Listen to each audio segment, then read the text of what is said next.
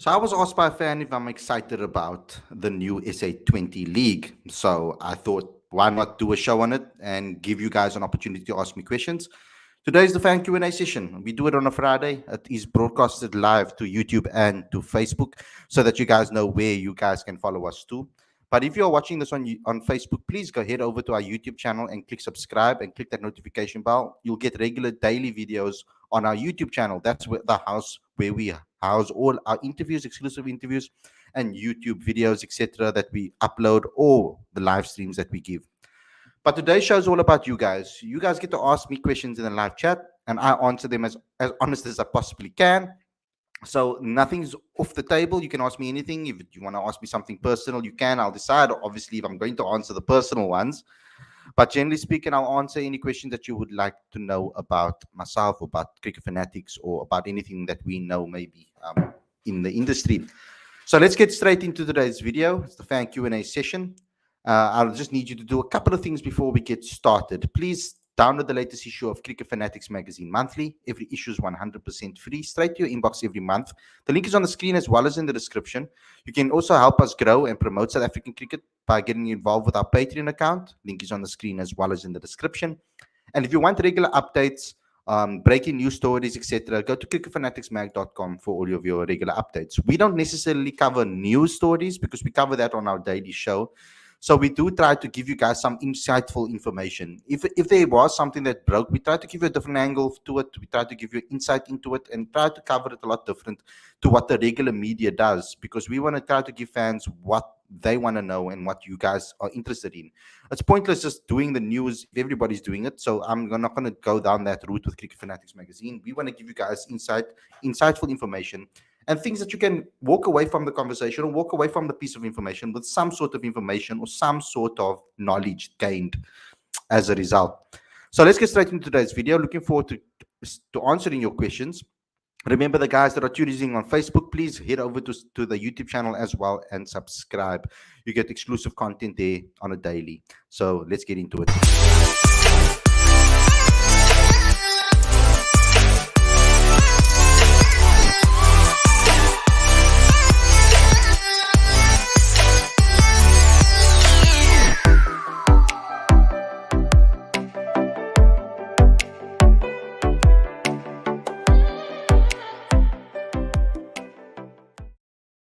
A very good evening. Welcome to Cricket Fanatics magazine. This is your daily show, your fan Q&A session. I'm your host, Khalid, and this is the show where I answer your fan questions. You get to ask me questions in the live chat, either on Facebook or on YouTube, and I will try to answer them as best as possible. But we normally start with what is happening on Instagram. We put out a story every single Friday to try and get you guys to answer us questions. We've got one on Instagram today, not as many as we normally do. And that is from Kobus in the live chat, who said, hello there, Khalid. He says, will you have representatives at the Under-19 Women's T20 World Cup? Now, I'm hoping that we will. That is the aim, to get some people to go down there and to represent us and to cover the games. It's very far away. I first have to obviously check at everything that we will be covering leading up to that World Cup. It's very important that we do cover it, and I agree with everybody out there. But unfortunately, with resources and amount of staff and all of those type of things that we have available to us, it might be difficult to cover it as in depth as we'd like. But I'm going to try. I'm going to try and speak to a couple of our people that are with us. I've got some people that we can talk to cover it, and we'll get into it and we'll try to cover it as best as possible. If it's not going to be covered by reports, etc., we will try our best to do exclusive interviews with some of the girls that are doing well at the tournament to give them some exposure. We really do want to try and help women's cricket in South Africa. We want to try and help every single facet of the game. But unfortunately, you need money to be able to make a proper difference. Other than just giving people exposure, we need to actually put some money back into the game. And that's why we have the Patron account, because we want to try and get people involved with Cricket Fanatics magazine, invest money into the business, invest money and time into us promoting other companies and promoting cricket in South Africa, so that we can produce content that is also looking at the little guy and looking at the guys that are struggling. So please get involved over there. We're going to try our best to be able to do so when we can. Kobus, I'll probably speak to you as well off record about some ideas, etc., going forward. But we have some time to plan it. There's still so much happening. I mean, the domestic fixtures were released as well. So we have to deal with that too. That would actually lead me into the next discussion, actually, and to talk about, and that is actually the domestic fixtures, which is something that is interesting that we could possibly speak about as well. So I provided you guys with the article on Cricket Fanatics magazine for the domestic fixtures. I turned the images that they sent through to us, because they sent it to us individually. So I turned it into a PDF document and I put it on our site for download. So if you guys want to get hold of it, then please get involved with our website. Go look at the domestic fixtures article that we did. It is called Domestic Fixtures Released. And there is a download button as well for you guys to see the full fixture list in a PDF format. So to give you guys a quick understanding of what's going to happen, the domestic summer for South Africa starts on the 24th of September, so the end of this month. And it starts off with it starts off with a game at Potchefstroom and at the Mandela Oval, as well as the Mangang Oval in Bloemfontein, for the Women's Provincial One Day Cup. That's where it kicks off. Then we move on to the Women's Provincial T20 Cup, which will be running simultaneously with that One Day Cup. And then we move on to CSA Division 2 domestic series that has also been given to us. We also have SA19 playing in it. That will be Saturday, the 30th of September. And so SA19 will be playing in these games as well. So very awesome to see that. Then you've got the CSA Division 1 fixtures, which kick off in October, the 17th of October. Now, all of the fixtures are available on cricketfanaticsmag.com, as I explained, for you guys to be able to see. Division 1, Division 2, as well as women's cricket. So go in and download that. It will give you some nice insight into what's happening in our summer of cricket. Very important that you guys have that availability. We will try to cover everything as possible. We'll also try to get some newer guys on the show, interviewing the newer guys that have gotten contracts to get insight into what they are doing for this particular season, and what they're going to be doing from a personal game perspective and mentality. So let's get into your live chat comments. SS98 says, breaking, Mark Boucher is appointed as the head coach of Mumbai Indians. It broke a couple of hours ago. I had my suspicions that would happen, and it came through. So Mark Boucher has moved on. He's going to be coaching the IPL for the Mumbai Indians. So let's see how he does in that particular tournament. Yesterday's conversation was brilliant. Keep it up with the content. We will continue making content until it works, guys. I'm going to be pushing out content until we make it as a community, because we deserve to be heard. I feel that we deserve to get the opportunity to make a difference, and you guys are all responsible for that. So thank you, everybody that has been supporting us on all platforms.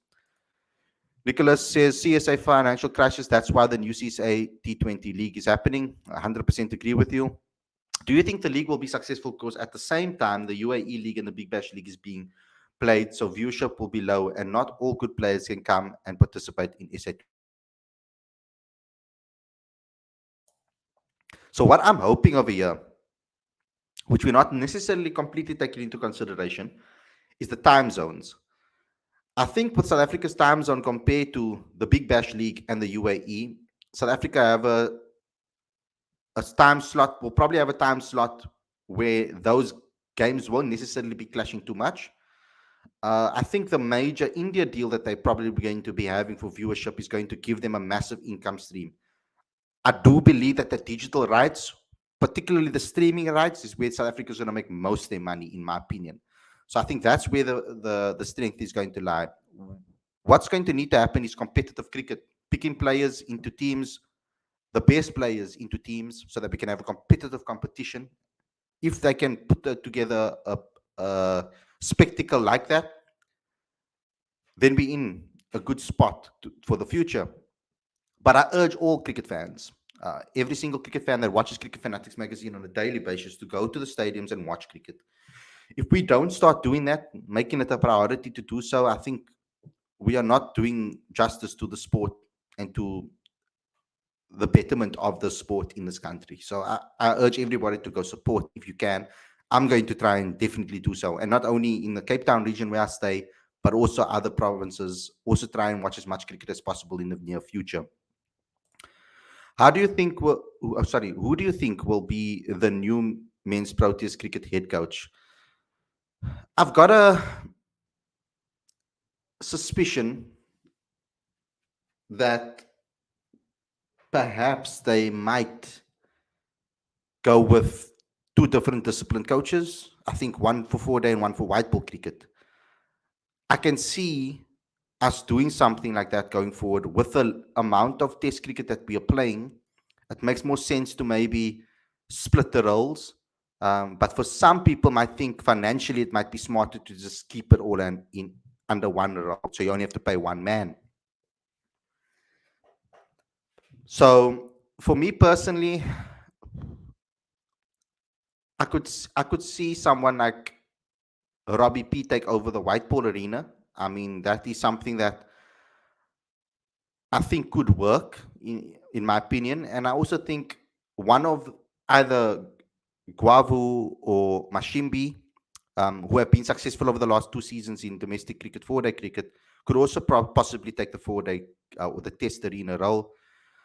But I would like to see reward given to people that have toiled away and done the hard yards in domestic cricket. I've mentioned so many times that we need a coach that understands the transition and understands the talent in the country and understands these players from a deep level. There's someone that we maybe not don't speak about enough that has been doing his job behind the scenes without any airtime really, and that's Malibonga Maketa, someone that has been with the SA emerging team, SA's and the SA team for quite some time, and understands and knows the players. He also was at the Warriors before. He pushed the Warriors to almost winning a lot of trophies. He made them competitive in the tournament again. He kind of revived the Warriors again. And I think that he does have an understanding of how to a good personality as well, an understanding of and not only understanding but a knack for young talent and an eye for young talent in the future. So those are my guys that I'll throw into the mix.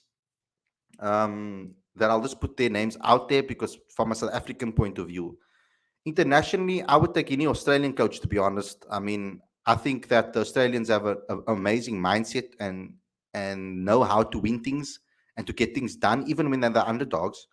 So I think that's a mentality shift that South Africa perhaps need.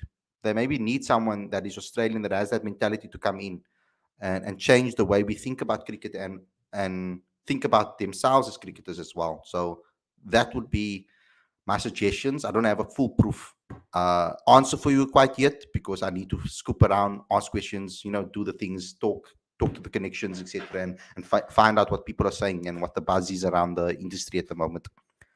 Khalid, I'm in Poch and will be at every single game that SA plays. We will have a chat, Corpus. Definitely will have a chat. Could SA20 give pathway for domestic South African players who are not selected for the Proteas to play in other T20 leagues? Perhaps it could be.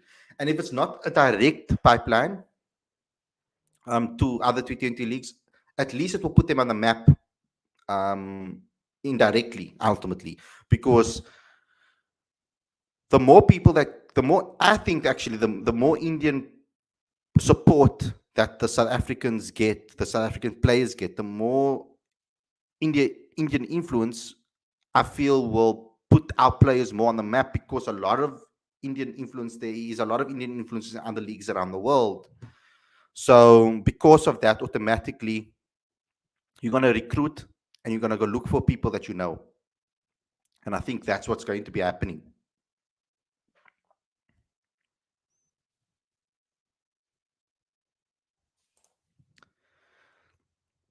Sorry, Lorenzo says, yes, I'm excited, but not to the detriment of Test cricket. And it worries me that the CSA board and the CEO clearly prioritize T20 cricket. Khalid, it's not behind the realms that we end up like the West Indies, and it's not, and it's my fear. The one negative thing that I can possibly say about the SA20 so far, from what I know, I only obviously know what I've been fed in the media, etc., and what I've heard from people in the industry, of course. But from my understanding, my overview of everything, I don't like that there's such an international influence in this league to the point where they are appointing coaches from all around the world in positions that are not main positions, but also in positions that are main positions. I don't understand why our domestic coaches are not good enough to be able to take up positions within SAT20 teams. I feel it's easier, it's more feasible, and it also gives you longevity within the tournament because then coaches also know that there's a pipeline for them to try and get coaching at the top level. So I would have liked to see more local coaches be included in this SA20 teams as batting coaches, consultants, team managers, etc., so that we can also help our coaches improve so that they can bring that back into domestic cricket. So that's my concern. And another concern is the amount of overseas players that are in each team. I would have preferred maybe one less or maybe even two less. I would have preferred maybe four overseas players per team so that more opportunities are open for domestic local guys to get contracts because with the way the money is set up at the auction, etc., our domestic players are not that expensive, even good ones. So it would be a good base prices that they're coming in with, and we might be able to see more youngsters maybe as a result. So I'm not very, very happy about the amount of international influence, but I understand why they are doing what they're doing. I understand the drive to make this tournament feasible from the get go. Maybe they will make more changes that favor domestic cricket and South African cricket as the tournament grows. So I don't want to be too harsh before a ball has been smacked or a ball has been bowled. So I'm going to go to the auction, of course, on Monday. I'll be covering it from there. I'm going to try to do a live show from the venue. Hopefully, it's possible, and the connection and Wi-Fi and all of those type of things makes it easy for me to do so. I'm going to try to bring some unique content, interviews, etc., with the players there. I would like you guys to also let me know on social media or on YouTube after this video. Comment on players from the auction list, of course, because we've provided you with the auction list as well. It's on cricketfanaticsmag.com too. There's a PDF document with all the names. Go ahead and go look at that too. And you guys can go look at the list and put names down that you'd like to see me talk to. And I'll try to get them. If I get access to them, of course, I'll try to get interviews and exclusive interviews with them. Maybe one or two can come on the show and chat to me, the two, and you guys can ask them some questions. But I can't promise anything, guys. So stay tuned and stay in touch with me via obviously YouTube, etc., and social media to find out how we're going to be covering the SA20 auction, which I'm excited about. It's the first auction I'm ever going to, so I'm really excited about it. Excited, yes, but I'm excited to see some of our players. In my opinion, some of the internationals in there are just underwhelming for me to get behind, excluding the mega internationals. It's true. And what could we expect with so many other leagues happening at the same time? Why don't the under-90s play more bilateral cricket against other test playing countries? That could help with test batters for the Proteas. Money, plain and simple. What's happening currently with money in South Africa is making it very, very difficult for us to play, or for us to put together tours, especially for SA emerging and SA under 19 tiers. I heard a rumor going around last year before the new changes were made in CSA with the CEOs, etc., and the directors and all of that. Way before that, towards the end of last season, that there wasn't going to be enough money allocated to SA emerging SAAs and SA under 19 for tours because there's no money for them to send them on tours. I mean, South Africa's CSA is struggling to even get more tests. We can't even afford to get test cricket. And more tests under our belt. It's embarrassing, actually, and a shame.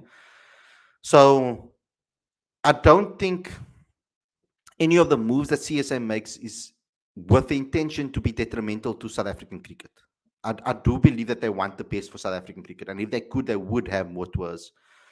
But currently, with mistakes from the past from previous people in high positions, unfortunately, we're sitting in a situation where people that care about this game are going to be given little resources to make crazy moves and to make magic.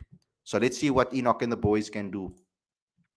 Really happy that the T20 challenge will be in Poch. I'm in my backyard. The marketing so far from CSA for the SA20 have been absolutely poor. Um, I think the SA20 marketing, yes, I don't think they're going to be trying to market now for January, Feb. I think they'll probably do that throughout December. You'll start to see November, December, probably start to see the ads coming out and a lot more promotions and more exclusivity, etc. I think for now, let's just take it easy and see step by step. Let's take it slow and support us as much as we can. Um, Nothing is going to be perfect. There are going to be a lot of kinks to iron out. You can't get everything perfect first time up. There's going to be some kinks that they and some flaws, and they're not going to be able to do everything at once. They're going to have to sacrifice to get success and sacrifice for betterment of the tournament. So let's just take it step by step, tournament by tournament, because I mean it's the first one, and let's see how they do. South Africa don't have many matches played by their A team. They should play more so that the players can get more experience. It's simple to just put that out there and say that, yes, but money talks at the end of the day. And CSA is struggling to find money to do this, to get more tours out there, to get our players exposed earlier. I would prioritize the under 19s for more long format cricket because they don't play enough. And I think that is more important to me right now, I think, for the future, because the earlier that these players get introduced to the mentality needed to play test cricket and the mentality to play long format cricket, the better the opportunities we will have to produce more quality long format cricketers for white ball, ODI, as well as test cricketers. So I'm hoping that they work on that 19 and SA emerging sides because they are going to be of utmost importance to our future. And I think we should invest in our future in South African cricket right now. That should be utmost importance. I don't think that they should be overly investing in the current crop as much as they are in the future. I think that the future should take precedent, and we should allow the current crop to be able to develop, get the right coaching staff in, please, with our Proteas coaches. Give our coaches the right support that they have in the dressing room with regards to batting coaches, bowling coaches, fielding coaches, statisticians, video analysts, all of those type of things. Get the right guys in. It's very important that the coach has the right assistant coach and the right coaches behind him to implement the plans that he wants and to improve the current crop of players that come into the system. South Africa is sitting in a situation where we are not anymore, we don't anymore have an experienced test lineup that can, where the transition phase is easy. Everybody's going to be learning on the job. So the only way you can get that improvement to increase and accelerate is to get better coaches involved with them so that they can improve their game plans, work out their kinks, find out their flaws sooner rather than later. Because we're ultimately hanging out all of these batters to dry. We're not giving them the right support and preparation for foreign conditions, and we need to improve on that. Why is CSA reluctant to host day and night test matches? Because our stadiums aren't prepared for it.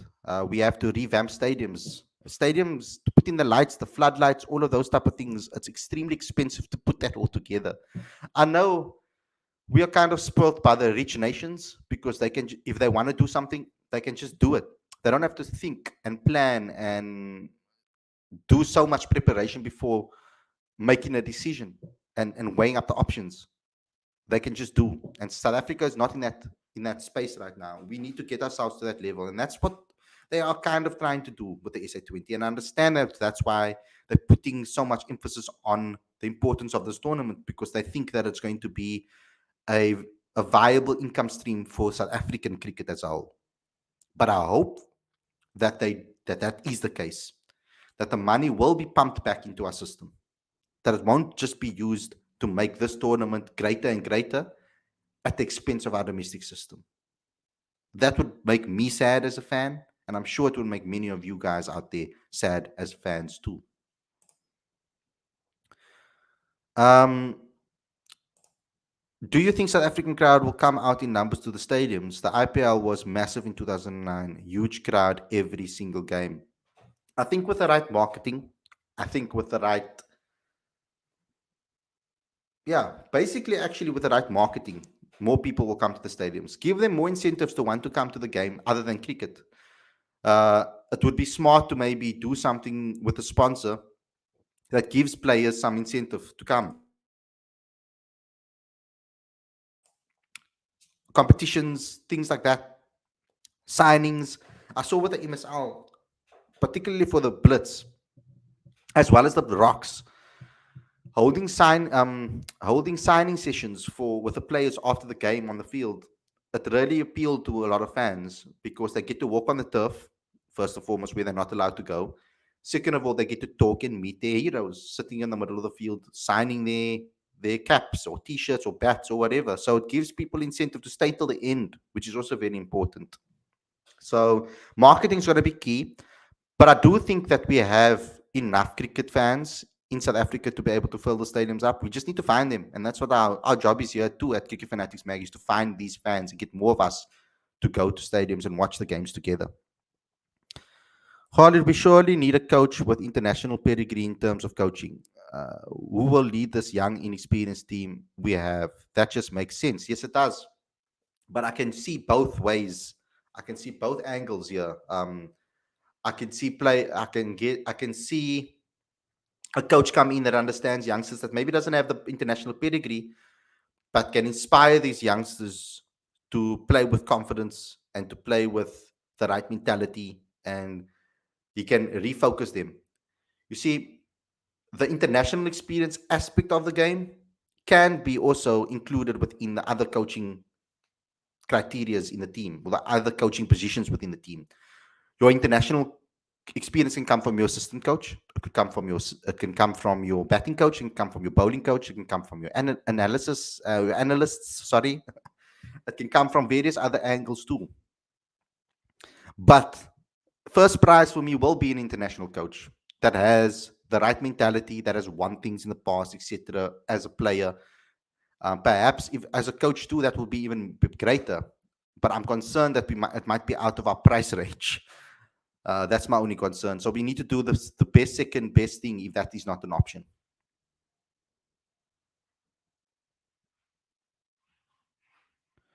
Um, let's move on. Harley, the franchise owners want the IPL coaches staff to coach their other teams if possible to promote continuity and prolong their brand. It's business at the end of the day, but that's not what's happening. That's not true. Because the same coaches that are head of the head of the teams here are not IPL coaches at the main franchises. JP Tumini isn't. I don't think Lance Klusner is. I don't think that my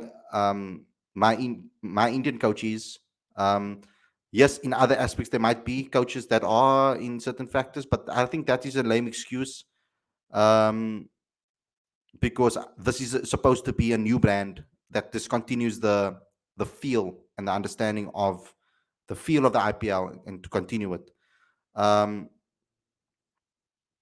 So for me personally, I mean, the priority should be our domestic system and our South African cricket, in my opinion. Colin, most of the coaches are Saffers. In IPL, they are really Indian. They are really Indian coaches, but that's not my problem. I want the best for South African cricket. I don't care what's going to be happening to other cricket nations. Sorry. I want what's best for South African cricket. Unfortunately, that is what Cricket Fanatics magazine right here is about. Pavuma's base price is 850,000. Do you think he will get sold at that price? I don't. When I saw the prices revealed, we will do a show on this on Sunday, by the way, where we dive into the different players and the auctions and our picks, etc., that we think is going to be picked up, basically as a pre-show to the main course, which will happen on Monday. But I kind of think that they never did much extra thinking into the division, into in-depth thinking when it came to the prices or the base prices. There's a common pattern when you look at the base prices of players. Technically speaking, the domestic youngsters are all, I think, 150, and then all the majority of the players that have played for the Proteas before are all 850, and then the international stars are 1.7, I think, 1.7 million. So they've kind of kept the consistency and a pattern, but I feel almost like the wrong pattern. It's got nothing to do necessarily with ability. It's got more to do with experience ultimately in the game, and franchise experience too, but also international T20 experience. I think that's what has determined which bracket you're going to fall into. And I think that's what's going to happen, but I doubt he will have loads of guys picking him up. But I think Rakampo said on yesterday's show, well, the show before, was it yesterday or the day before? I think it was yesterday's show, where he said that I think people will just pick up Temba Bavuma just because he's the Proteas skipper. And I think that might actually end up happening. Uh, Here's a good one, Khalid. Out of the 48 domestic spots available, how many players of color do you think will get the SA20 gig, especially with a target, with no target system in place? Can't answer you that. I can't answer that question. I'm sorry. I have no clue. Uh, I do believe that there's a lot of talented cricketers that are players of color in this country that deserve to be picked up, like Fariska Adams, for example, as one just off the top of my dome, that I hope get gigs and I hope get picked up. My buddy Jandre Jubeo. Hello, my friend. Thank you for watching. Miss you, bro. You must hit me up. We need to catch up. With all the IPL owners, I think the tournament will be a success. Those guys know what they are doing. Yeah. From a financial point of view, from a tournament marketing point of view, and from setting up all that things and behind the scenes and the running of it, I don't have any qualms with that. My only concern is what is going to be the effect on our cricket in South Africa. That's my only concern, is about saving the game in this country. Um, what do you think the reason is that Malcolm struggles at test level? Because at franchise level, he's absolute superstar. Does that just show that our franchise system is below par? No, I don't think that shows our franchise system is below par, because there are certain players that maybe are okay in domestic cricket and do really well in test cricket. And with regards to bowling and you could say batting too. Um, I think the biggest concern for South Africa at the moment is for Aiden specifically. I think it is just a mental block and pressure. I do think that the T20 game has affected his game a lot, because he's changed his game a lot to fit into the T20 system. And in my opinion, I feel that there's this lack of understanding of adapting game plans to situations and to conditions, and understanding one's technique so much that you can tweak it to give you an advantage. But I think from a South African point of view, the entire South African batting setup has struggled. And if you watch our interview with Ashwell Prince, he gave some excellent pointers there, where he speaks about what he believes is the problem. And a lot of them align with my understanding of it too. Because in domestic cricket, and I don't think this is a problem just for South Africa. I think this is a problem everywhere in the world. I think every team in the world is struggling, except bar India, and you could say to an extent Australia. And I think the Australian reason is not because of the domestic system. I think it's because of mentality alone. And I think that they make the right moves in supporting their players and taking them to the next level. I kind of feel our players are just left to their own devices away. I don't think they get the right coaching support and technical support that they need from our system. I think there needs to be a bigger support and a better support when it comes to that. But the reason we struggle so much also is because our conditions don't necessarily mimic the difficult conditions that we play in. I mean, if you look at South Africa, we did well in the West Indies, we did good against Bangladesh, we did okay against New Zealand, we beat India at home. But England is not a very easy place for us to tour, because yes, our domestic cricketers are not exposed to the ball moving around a lot. We only get it in certain venues in South Africa, mostly you could say Durban, PE, and sometimes Newlands. And I think our batters are not getting exposed to skillful bowlers in a, in the amounts that you get in international cricket. So They are used to playing at every level because there's a lot of bad balls that you'll face in domestic cricket, a lot more bad balls than you will in international cricket. Broad Anderson and Robinson just put the ball on the same spot continuously. When they saw a delivery worked, they did it again and again and again and again and piled the pressure on. Whereas our bowlers in domestic cricket might not have the same skill. Most likely, they're going to get 3, 4 bad balls in one over. So they can put that and punish it to the boundary. So I feel that because of that in our domestic system, and remember last season as well, we had a hell of a lot of fast bowlers injured. A lot of top quality fast bowlers were injured last season. And a lot of more of the experienced guys were the ones that took the mantle. The likes of Bashir Walters, Buren Hendricks, the likes of the more of the older guys took the center stage for a lot of the franchises and were the top wicket takers. And then you had that freaks period where the Lions were destroying everybody. So I also think the people that we select need to be right. We need to also look a lot deeper and look at the players, what their strengths are, and who they face, and how they overcome those adversities.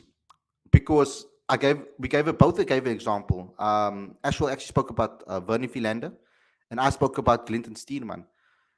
If we can find the stats, which is apparently provided to all coaches in the country, analysts too, if we can start doing more digging and looking at the players that are playing against the new ball, playing in those conditions, and getting results out of those conditions more often than not, those might be players that are more likely to succeed in Test cricket at the highest level because they are facing something that's close to that. Because you're facing bowlers and doing that against bowlers that are consistent. So I think there needs to be a little bit more bigger, deeper dive into what the issues are. With Aiden, back to Aiden again, you can see that his mind is rattled in Test cricket because he's been changing his stances here and there. He gets a good score, looks like $1 million, and then doesn't. He's been inconsistent in the longer format. So I do think that he needs a break from the format, perhaps, or he can go back to domestic cricket. But I don't think how much that's going to help him. I actually do think that he needs to work maybe a little bit more on analyzing his game and seeing why he's struggling and why he's being what's the word I'm looking for? Why he's being drawn into shots that he shouldn't be playing ultimately. Leaving the ball is also an art. A good defense is also an art. So I think South Africa need to learn that. Let's go to some of the lower ones of the questions. Khalid, would you take Russell Domingo back as a coach? The only coach who took SA to #1 in Test, ODIs, and T20 cricket. I would go for Russ or Graham Ford. I think that's what we need. Russell Domingo is a brilliant man, brilliant coach, good mind for cricket. But I also think he was aided by a very, very, very talented generation of cricketers that he had in his team. I'm almost pretty sure that team could walk out into the middle and beat anybody on the day. So that he was very blessed, but it also takes a strong personality to be able to control the dressing room like that. I think Russell Domingo now would be perfect at this stage because of all the experience that he's built, developing players that have nothing, bringing players through the system, giving players belief, going to other countries and seeing how they operate. So I think that Russell right now would be actually a very good appointment. That he's a good person to put forward. Graham Ford, also a good one, but I think he also has a coaching gig somewhere currently, so it might be difficult to prize him away. Money talks at the end of the day, you know that.